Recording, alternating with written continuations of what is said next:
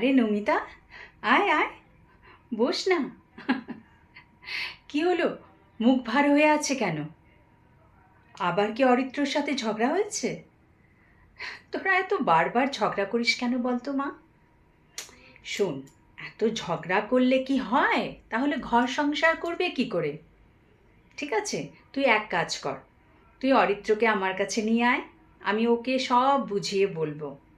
তাহলে দেখবি আর একটুও ঝগড়া হবে না। ঠিক আছে, বল আনবি তো?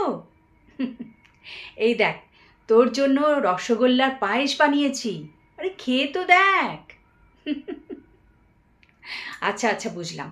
আচ্ছা, আমি বলি কি, তুই না একটা সেলাইয়ের স্কুলে ভর্তি হয়ে যা। তাহলে সেলাইটা খুব ভালো করে শিখে নিলে তুই নিজেরও কিছু করতে পারবি, কিছু আসবে, তোর দেখবি থাকবে। তখন কিন্তু আর বারবার ঝগড়া হবে না। হ্যাঁ।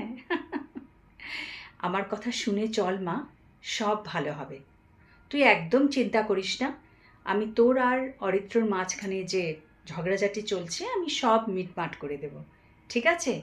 আচ্ছা শোন, কালকে কিন্তু ওই আনন্দ মেলা আছে, আমরা কিন্তু সবাই মিলে যাব। অরিত্রকে তুই অবশ্যই সাথে করে নিয়ে আসবি। ঠিক আছে? মেলাতে গিয়ে একটু আনন্দ ফুর্তি করব, বেশ ভালোই লাগবে। আরে এবার অনেক কিছু নতুন নতুন শাড়ি এসেছে, নতুন নতুন গয়না এসেছে মেলাতে। হ্যাঁ, আমাকে ওই পাশের বাড়ির রুমকি বলল।